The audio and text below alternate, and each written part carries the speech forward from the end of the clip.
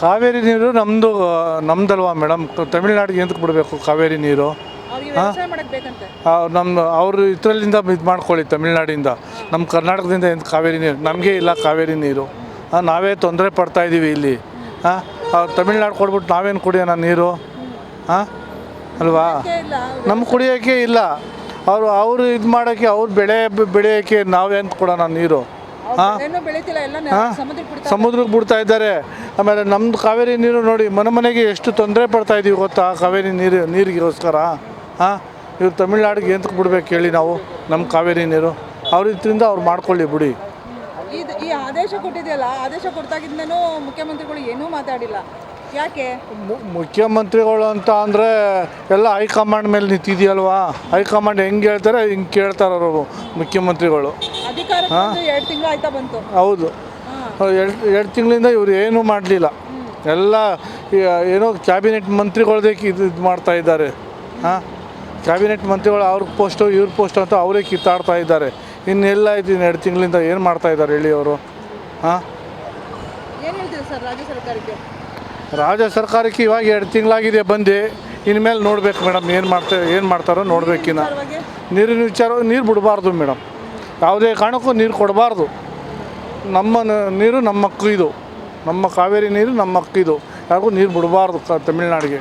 ಕರೆಕ್ಟಾಗಿ ಮುಖ್ಯಮಂತ್ರಿ ಆದರೆ ಒಂದು ಡ್ರಾಪ್ ಬಿಡಬಾರ್ದು ನೀರು. ಮೇಡಮ್, ನಮ್ಮ ಅಖಿಲ ಭಾರತ ಕ್ರೈಸ್ತ ಮಹಾಸಭಾ ನಾವು ಮಂಡ್ಯ ಜಿಲ್ಲೆ ಒಳಗಡೆ ಹೋರಾಟ ಕೂಡ ಮಾಡಿದ್ವಿ.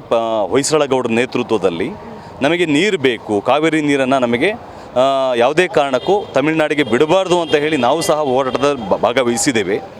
ಆಮೇಲೆ ಮೇಡಮ್, ಇದು ನಾವು ಯಾವುದೇ ಒಂದು ಸಂಘಟನೆಗಳಿರ್ಬೋದು, ಅಖಿಲ ಭಾರತ ಕ್ರೈಸ್ತ ಮಹಾಸಭಾ ಇರ್ಬೋದು, ಮುಸಲ್ಮಾನ್ ಸಂಘಟನೆಗಳಿರ್ಬೋದು, ಆಮೇಲೆ ಬೌದ್ಧ, ಜೈನ ಯಾವುದೇ ಸಂಘಟನೆಗಳು, ಹಿಂದೂ ಧರ್ಮ ಯಾವುದೇ ಸಂಘಟನೆಗಳಿರ್ಬೋದು, ಇಲ್ಲಿ ಬಂದು ನಾಡು ನುಡಿ ಭಾಷೆ ನೆಲ ಅಂತ ಬಂದಾಗ ಇಲ್ಲಿ ಬಂದು ಪ್ರತಿಯೊಬ್ಬರಿಗೂ ಬೇಕು, ಇದು ಪ್ರತಿಯೊಬ್ಬರಿಗೂ ಬೇಕು.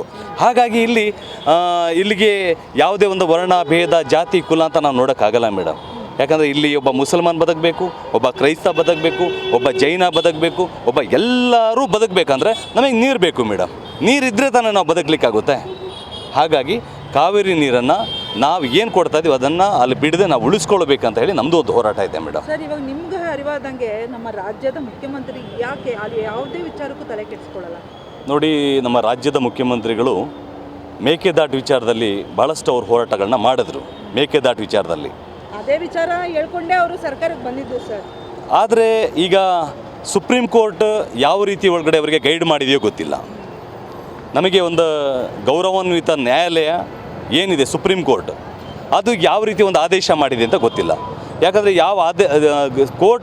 ಕೋರ್ಟ್ ಏನು ಆದೇಶ ಮಾಡುತ್ತೋ ಅದರ ಪ್ರಕಾರ ಸರ್ಕಾರಗಳು ಕಾರ್ಯನಿರ್ವಹಿಸಬೇಕು.